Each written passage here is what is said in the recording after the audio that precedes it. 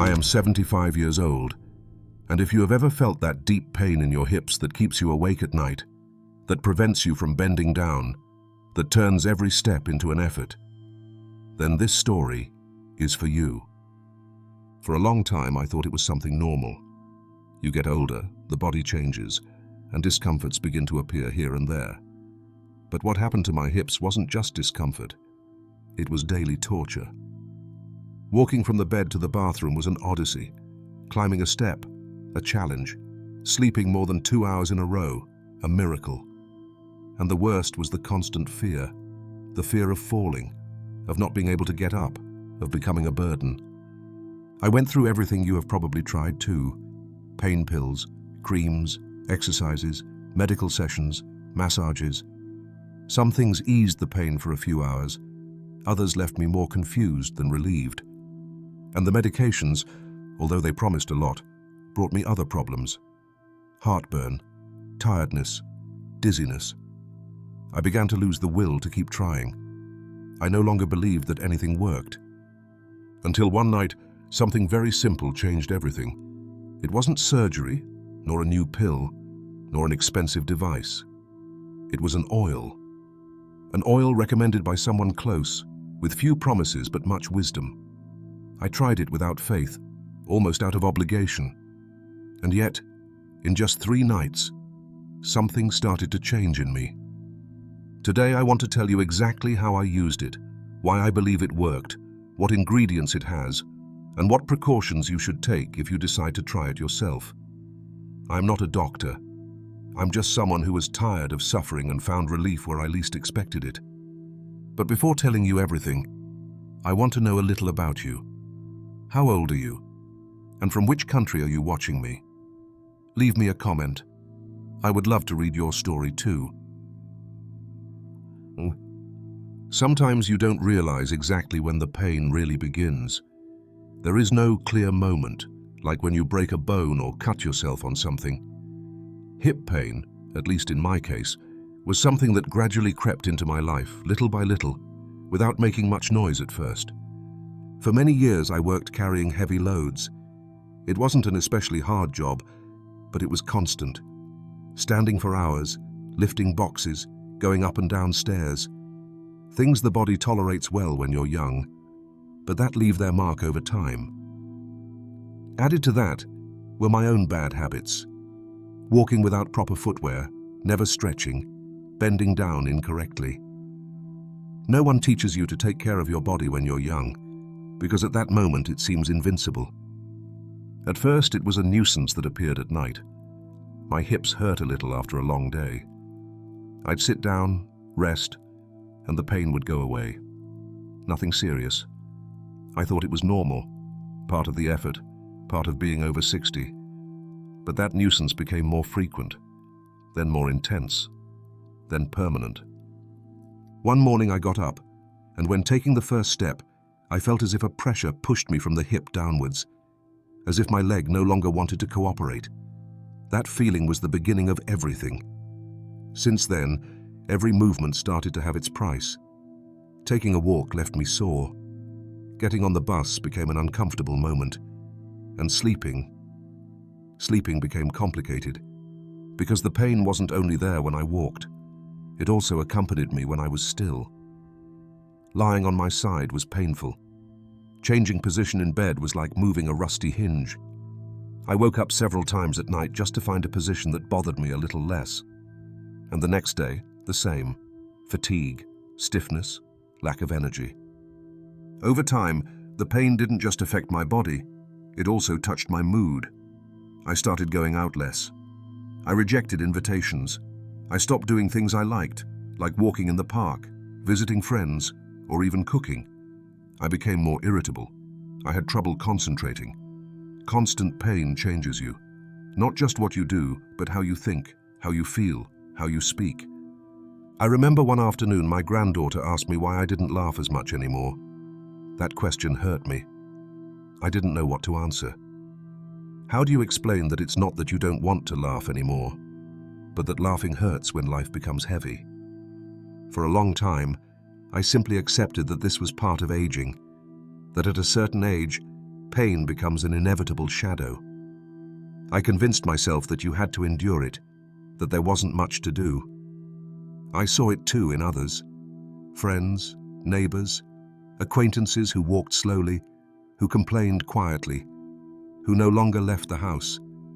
It seemed that this was the price of getting older. But deep down, something inside me resisted. It didn't seem fair to resign myself completely. Maybe I couldn't run or climb stairs like before, but something inside told me I didn't have to live like this. Maybe I couldn't eliminate the pain completely, but I could find a way to live with it without it dominating me. That's where I was when something unexpected happened, and that's when I started listening more carefully to the people around me. A simple conversation would change my path, but I'll tell you about that in the next part. When the pain had already settled as a permanent guest in my body, I started the usual routine, looking for solutions. The first step was going to the doctor.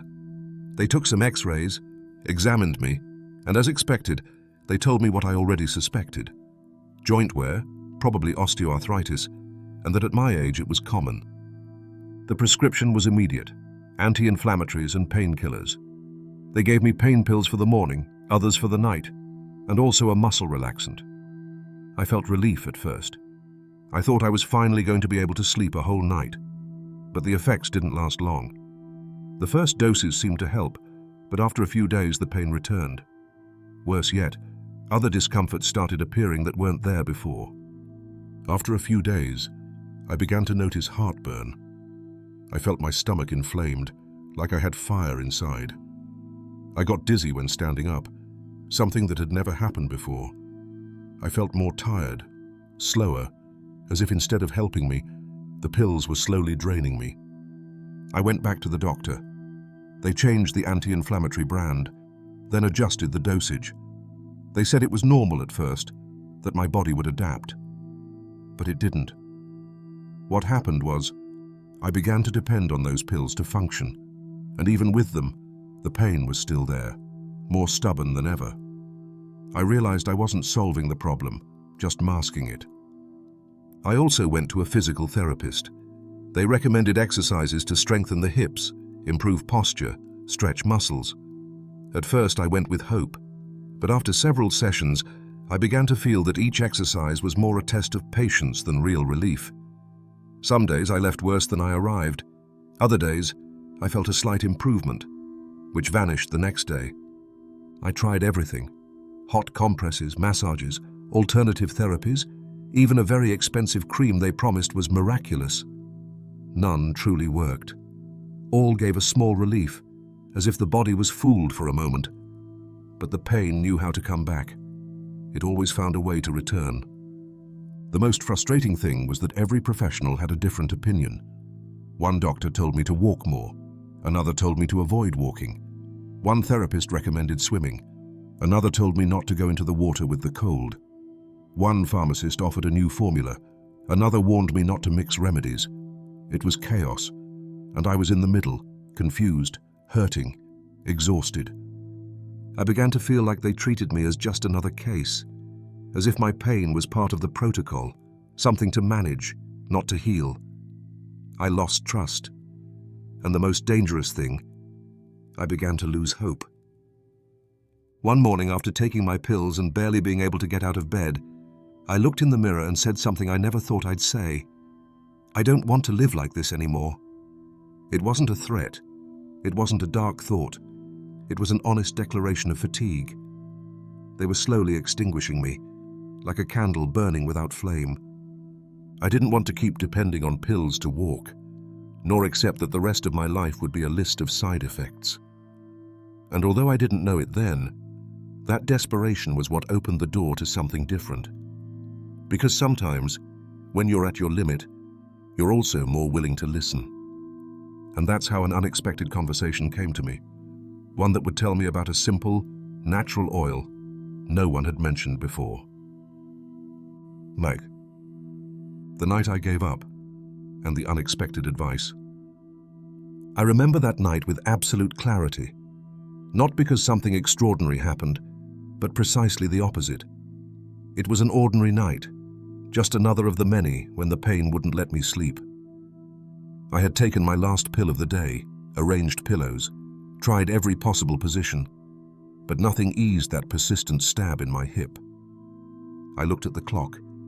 It was almost 3 in the morning. Outside, total silence, and inside me, only tiredness and frustration remained.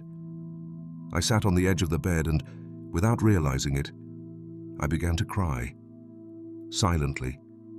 It wasn't a loud or dramatic cry. It was the kind of contained crying that comes when you don't know what else to do, when there's nothing left but to give in a little, even if only for that night. I didn't want to worry anyone.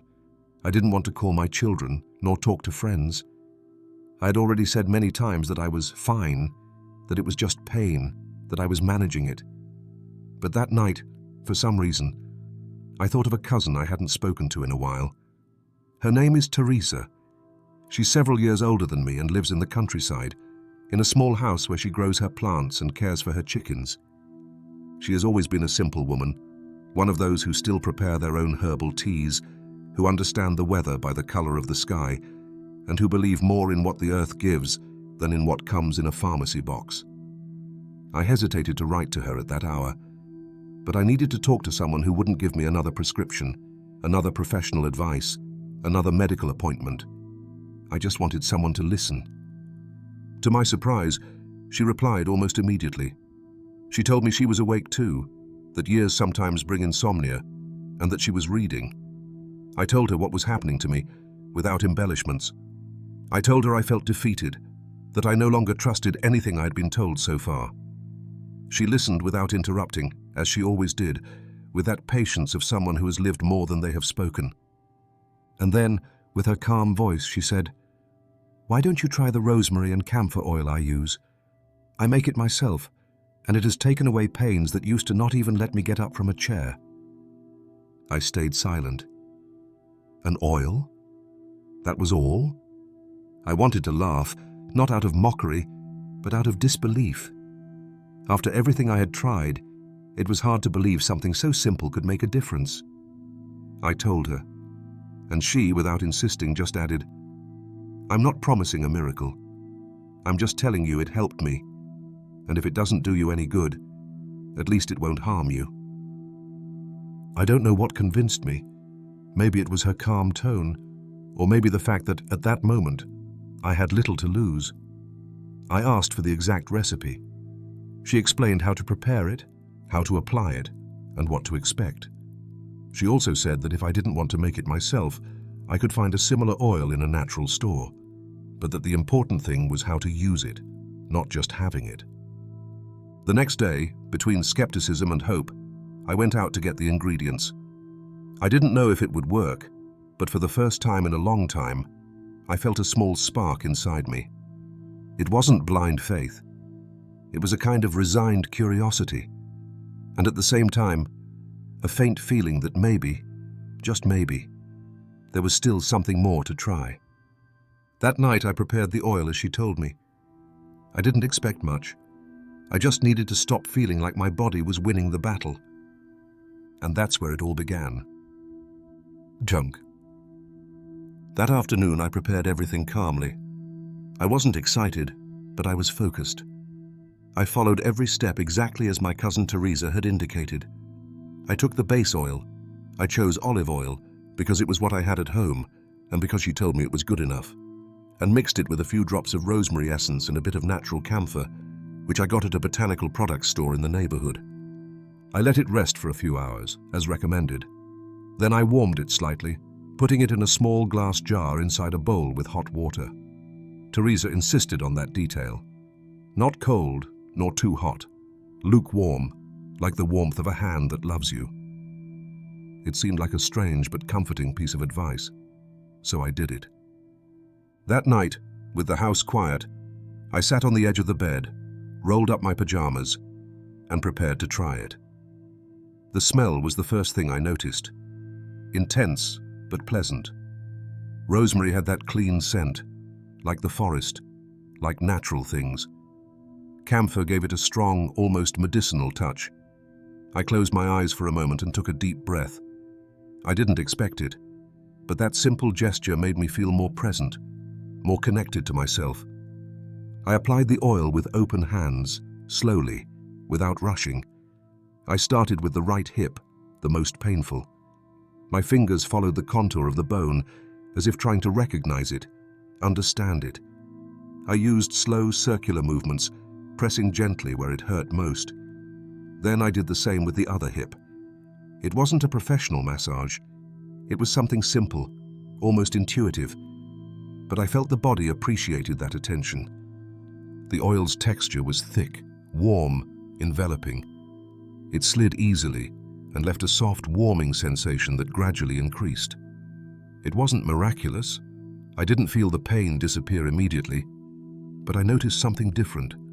My body loosened. Where there was stiffness before, there was now some flexibility. It wasn't much, but it was something. After applying the oil, I lay on my back with a pillow under my knees, just as Teresa advised. I covered myself with a blanket, closed my eyes, and took another deep breath. The aroma lingered on my hands, in the room's air, making me feel accompanied, as if someone was taking care of me silently. I don't know how long passed, maybe an hour, maybe two. The truth is, I fell asleep, not deeply, but more peacefully than previous nights. And that, for me, was a victory. I woke once during the night, with less pain than usual. I applied a little more oil, this time only on the right hip, and lay on my side. That position, which was previously impossible due to pain, was now bearable. The next morning I felt different. Not completely well, but more rested. My legs weren't as stiff when I got up. I walked to the kitchen without the usual grimace of pain. I made myself a coffee, sat by the window and thought, maybe this isn't the ultimate solution. But last night, for the first time in weeks, I slept a little better. And that's already a lot. I didn't feel magic. No fireworks. But there was a sign. A small but clear sign that something had begun to change. And I decided to continue. That night, I repeated the same ritual, more carefully. And then another night. And it was then, by the third night, when something unexpected happened. Check. The second night, I repeated everything exactly as the night before. I warmed the oil for a few minutes, sat calmly, and applied it with care. I no longer did it out of desperation, but out of something else, a kind of respect for my own body. That night I didn't cry or curse my situation. I just focused on each movement of my hands, as if I was finally paying attention to a part of me I had ignored for too long. When I lay down, I felt a slight difference. The pain was still there, yes, but it no longer pierced me with the same intensity. It was softer, more distant, like a heavy coat had been taken off. I fell asleep earlier than the night before and woke only once, very early, before dawn. I lay back down and soon fell asleep again. For me, that was almost a miracle. And then came the third night. There was nothing very different in the routine. The same oil, the same old hands making the same slow, circular massage. The only difference was how I felt upon waking. I got out of bed and, without thinking, took the first step toward the bathroom. It was only then that I realized something. I didn't do it with the usual fearful care. I didn't test the floor or drag my feet. It was a slow step, yes, but firm. I stopped. I stepped back. I did it again. And no, it wasn't my imagination. Something had changed. The stiffness in my hips, that feeling of rusty hinges, had noticeably decreased. It wasn't that the pain had disappeared, but it had become manageable. It was no longer the center of my attention. For the first time in weeks, my body wasn't screaming, and that allowed me to think clearly. I looked at myself in the mirror while washing my face. My reflection hadn't changed, but I felt different. It wasn't euphoria. It was more like a mix of relief, doubt, and a hope I barely dared to feel. I wondered, is this real, or just a coincidence? Did I just sleep better for another reason? During breakfast, I moved more naturally. I didn't need to lean so much on chairs or walls. I even dared to make the bed without sitting halfway through. Every little gesture seemed more accessible, more mine. But there was also mistrust. I didn't want to get my hopes up too much. I'd had false alarms before, days when the pain eased only to return stronger the next day. So I decided not to make big plans, just to be grateful, just to observe. During the day, I took some short walks inside the house. I didn't push myself. I just paid attention. The body spoke differently. It no longer protested with every step. Even when the pain appeared, it seemed more distant, more tamed. That afternoon, I called my cousin Teresa. I told her what I was feeling. She didn't say, "I told you so," didn't celebrate, didn't exaggerate. She just replied with her usual calm, "When you listen to your body and treat it with respect, it responds. You just needed to give it that space." That phrase stuck with me. For years, I had trusted medication more than my own hands. I had expected something external to do the work for me, without stopping to think that maybe my body had more capacity to heal than I recognized. That third night, I applied the oil again, this time with a different intention. It wasn't out of need. It was out of gratitude, care, that peace that was beginning to appear after so much struggle. And although I didn't know it yet, that small change marked the beginning of a new stage. A stage where I would recover more than mobility. I would recover my relationship with my body. Mac. After noticing the first changes, I began to wonder what that oil really had. Not out of distrust, but pure curiosity. I'm not a scientist, far from it, but I've always believed that when something makes you feel better, it's worth understanding why. So one day, with paper and pencil, I sat down to write down the ingredients. My cousin Teresa had explained the mixture with her own clarity. No strange formulas, just things the earth gives you, and that have served for generations. The base ingredient was olive oil, or alternatively, sweet almond or coconut oil. Not for their magical properties, but because they are ideal carriers, gentle on the skin, easy to absorb, and with a texture that allows massaging without damage. Also, olive oil has vitamin E, which helps nourish the skin and reduce inflammation. Then there was rosemary, in the form of essential oil. Rosemary is a plant many of us use in cooking, but it holds power far beyond flavor. It has anti-inflammatory properties, improves circulation, and acts as a mild natural painkiller. Its aroma also has a calming effect on the nervous system.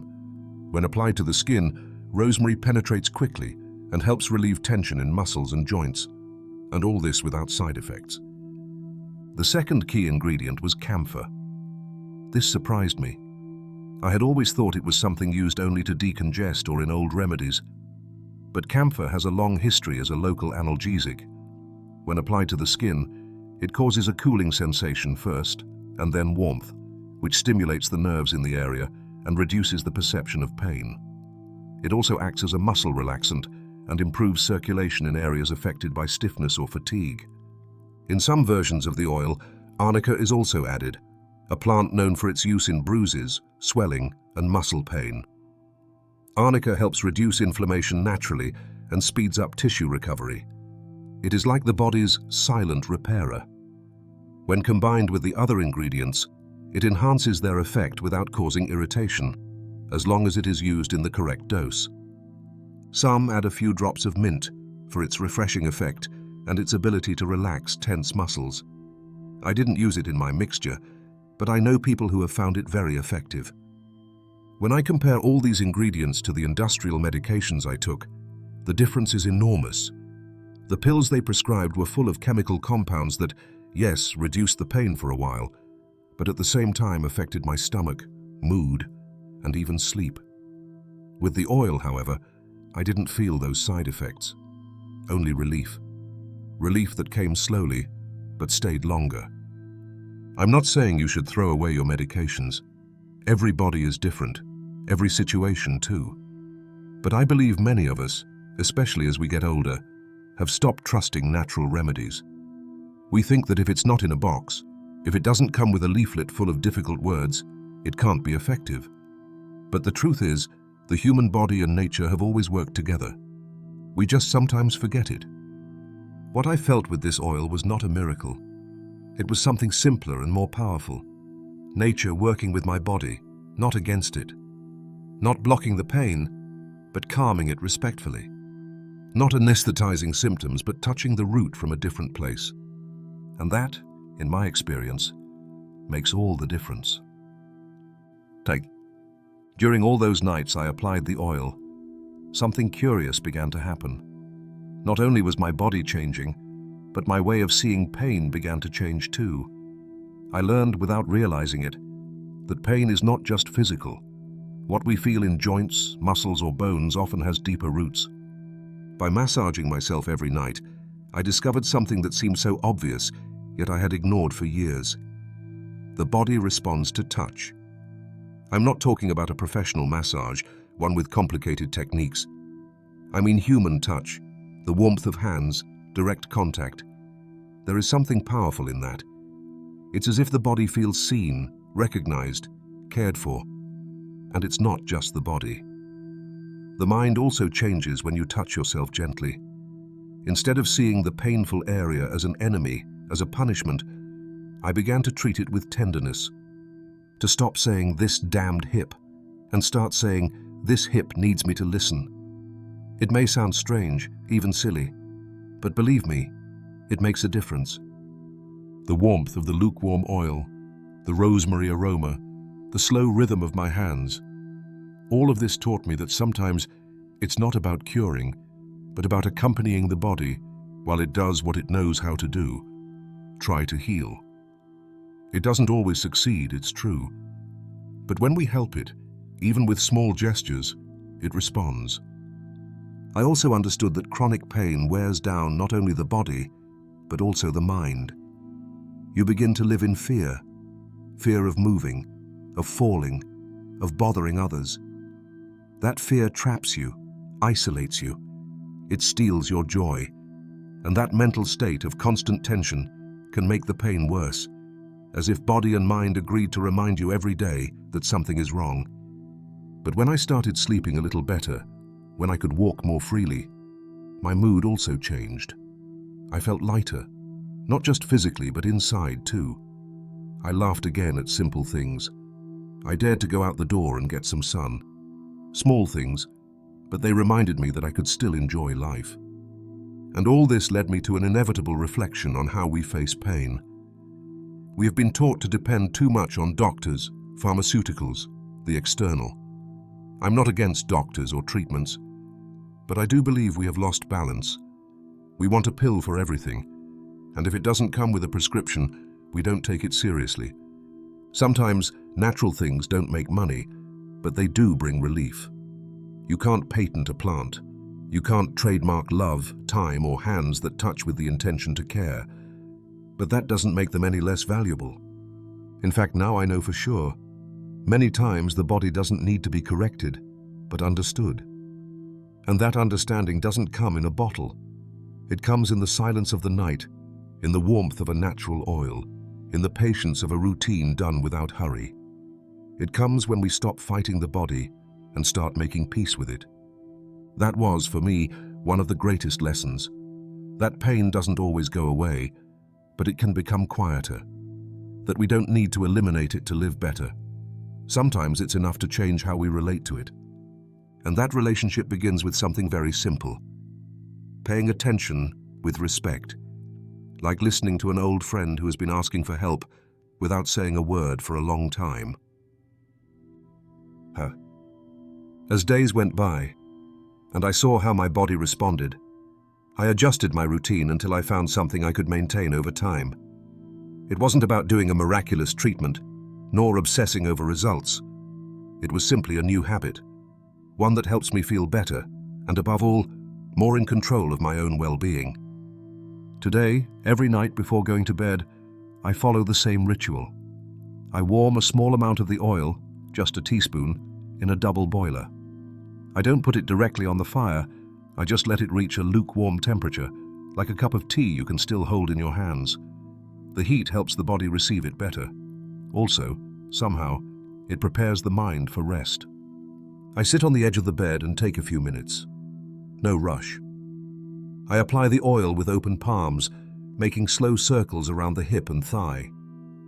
I use gentle pressure, without forcing. It's not a massage to break knots, as some say. It's a massage to relax, to accompany, to tell the body, I'm here, I listen to you. After applying it, I sit a moment, letting the oil do its work. Then I lie down with a pillow under my knees. This helps relax the lower back and hips. Take a deep breath and let sleep come. Some days it takes me longer to fall asleep. Other days, I fall almost immediately.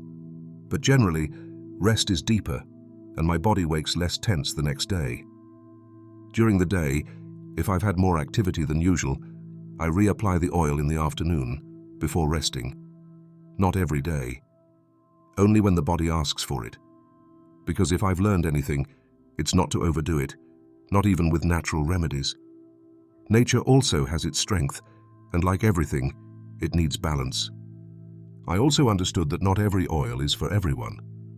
There are people with very sensitive skin or specific conditions, like pronounced varicose veins or circulation problems, who must be more careful. For example, camphor is not recommended in large amounts if you have open wounds, nor if you have a history of allergic reactions. And rosemary, although gentle, can irritate if used too concentrated or on very delicate skin.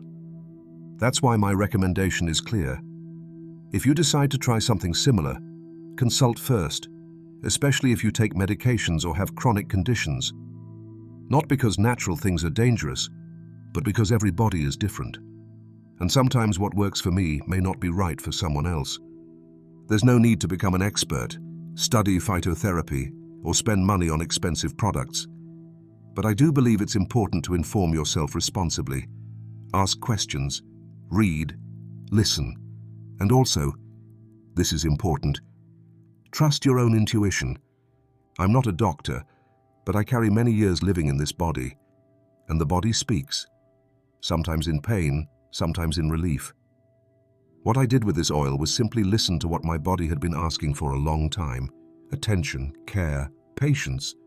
So if you're thinking about trying something similar, my advice is this: consult, research, but don't ignore your intuition. Because even though doctors know a lot, you're the one living in that body every day, and that experience counts too, much more than we usually believe. Kirk. Today I walk better. No, I don't dance. I don't run or climb stairs 2 at a time like I did at 30, but I walk without fear, without that constant tension, without the anguish that the next step might be the last comfortable one of the day. And just for that, I already feel freer than before. I can't say I'm completely cured, but I can say with certainty that I regained something I thought was lost: trust in my own body. Because the pain had made me doubt it, its abilities, its strength.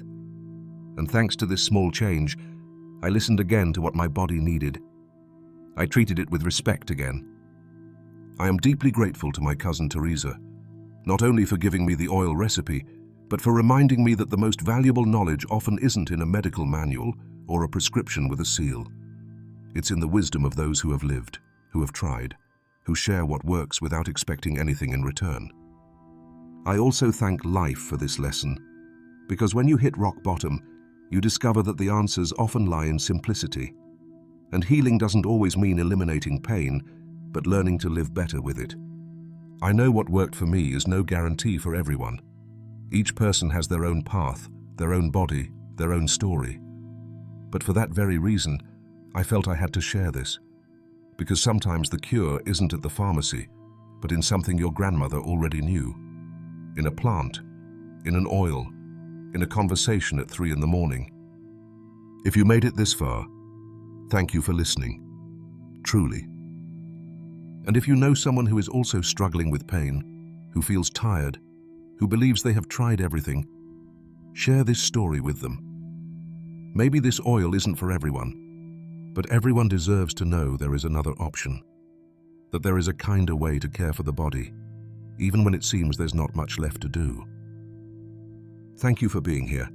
I wish you relief, peace, and lighter steps.